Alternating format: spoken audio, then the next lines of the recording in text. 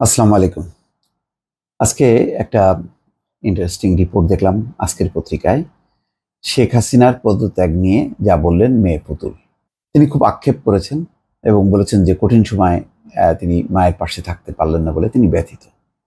এবং কিছু বক্তব্যও দিয়েছেন, সেটা বিশ্লেষণ করার অপেক্ষা রাখে। আমি একটা কথা বলব, পুতুলের যে কে নিয়ে যে খবরটা প্রকাশ হয়েছে সেটি বলার আগে, যে আজকে কিন্তু শেখ হাসিনার এই চরম পরিণতির জন্য তার পরিবারেরও দায় আছে। বিশেষ করে তার অত্যন্ত কাছের অন্তত দুইজন, পুতুল এবং জয়। এই দুইজন যদি বাস্তবতা বুঝতেন, সারা দেশের মানুষের সেন্টিমেন্টটা যদি অনুধাবন করতে পারতেন, তাহলে কিন্তু তারা তার মাকে বলতে পারতেন। তার মার বয়স ৭২, ৭৩, ৭৬। বয়স যত বাড়বে তাদের বুদ্ধিটা কিছুটা কমতে থাকে। অনেকের পরিপক্ক হয় বুদ্ধি, আবার অনেকের কমতে থাকে। আর এই ক্ষমতার চারপাশে যারা জোটে, এখানে সাংবাদিক থাকে, বুদ্ধিজীবী থাকে, প্রশাসন থাকে, পুলিশ থাকে, সবই হচ্ছে তৈলাক্ত টাইপের মানুষজনের এত ভিড় থাকে। তো তখন ওই ভিড়ের মধ্যে থাকতে থাকতে মনে হয় যেন এটাই মনে হয় দুনিয়া, আর বাকি সব কিচ্ছু না। কিন্তু তার বিপরীতে যেহেতু জয় এবং পুতুলের বয়স কম এবং তারা বিদেশের মাটিতে পড়ালেখা করেছে, তাদের বোঝা উচিত ছিল যে দুনিয়া যে পাল্টে গেছে। বিশেষ করে যখন নাকি তরুণ শিক্ষার্থীদের যে ক্ষোভ, আবেগ, সেটা বুঝে দ্রুত বেগে তাদের উচিত ছিল মাকে বোঝানো। এটা তো একটা গেলই। তার আগে সারা দুনিয়ার গণতান্ত্রিক সিস্টেমে চলে, যেভাবে ভোট হচ্ছে, যেভাবে পার্লামেন্ট, এইটা নিয়ে উল্লসিত হওয়ার কোনো কারণ আছে? এবং এটা কি স্বাভাবিক? এই অন্যায় অত্যাচারের মধ্য দিয়ে জানে না যে আয়নাঘর আজকে কি সব বেরোচ্ছে। আয়নাঘরের মধ্যে ৮ বছর, ১০ বছর, ১২ বছর ধরে বন্দীদেরকে রাখা হয়েছে বিনা বিচারে। আর সেই তারা আছে সেই আয়নাঘরের মধ্যে, আর ওনার মা হচ্ছে তাহাজ্জুদের নামাজও নাকি পড়ে। এটা হয়? আমি যখন জানি যে আমি এইরকম আয়নাঘর নামক একটা বন্দিশালা আমি স্থাপন করে সেখানে বিনা বিচারে আমি বছরের পর বছর রাখছি, কত বড় অন্যায়। তুমি তার বিরুদ্ধে চুরির মামলা দাও, মুরগি চুরির মামলা দিয়েও যদি তুমি কারাগারে রাখো, তাও একটা ঠিক আছে, আইনের একটা আবরণ হলো। কিন্তু এত বড়, এটা তো পৃথিবীর জঘন্য স্বৈর শাসকরাও এরকম কাজ করে না, যে বিনা বিচারে বছরের পর বছর অন্ধ কুঠিরের মধ্যে তুমি রেখে দিলা।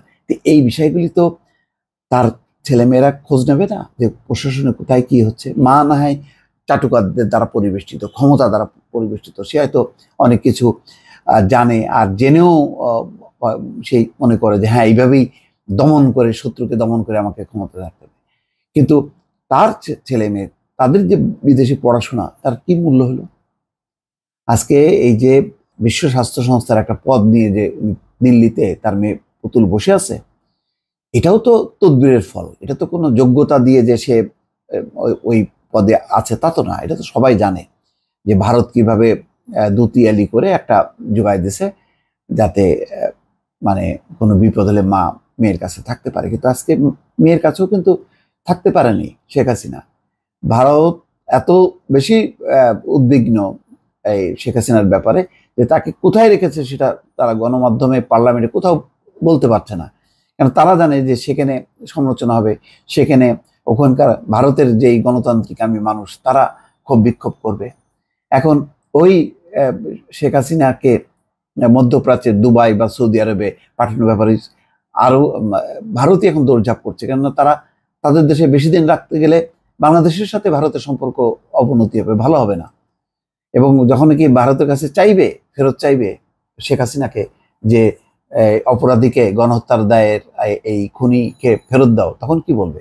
তো যাই হোক, আজকে এনডিটিভির খবরে বলা হচ্ছে যে বৃহস্পতিবারের প্রথমবারের মতো পদত্যাগ ও দেশত্যাগ বিষয়টি নিয়ে কথা বলেছেন তিনি।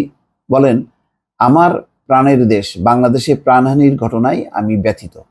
এতটাই মন খারাপ যে আমি এই কঠিন সময়ে আমার মাকে দেখতে ও আলিঙ্গন করতে যেতে পারিনি। আমি আরডি হিসাবে আমার দায়িত্ব পালনে প্রতিশ্রুতিবদ্ধ।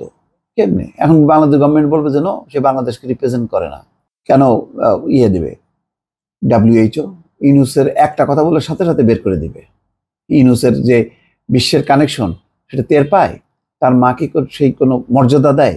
কালকে ইউনুস যেভাবে আসছে প্যারিসে, সে কোনো তার তখনও সে কোনো সরকার প্রধান না, 3 স্তরের নিরাপত্তা দিয়ে, প্রোটোকল দিয়ে ইউরোপ তাকে সসম্মানে দেশে পাঠাইছে। আর আমাদের ওনারা যখন যান, প্রধানমন্ত্রী যান, কিভাবে সম্মান হয়, এয়ারপোর্টে কারা আসেন, এগুলি আমরা দেখি না।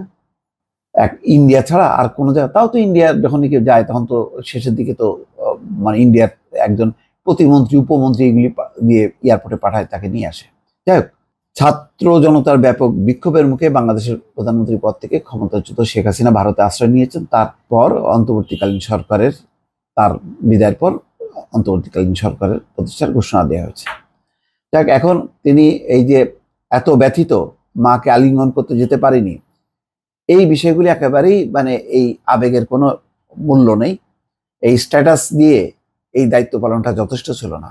বরং আমি মনে করি যে মাকে যে এই বিপদের মধ্যে মানে ঠেলে দিল বা পড়ে গেল, সন্তান হিসেবে তারা তাদের দায়িত্বটা পালন করেনি। এটা আমি এইটুকুই বলতে চাই। দর্শক ভালো থাকবেন। আল্লাহ হাফেজ।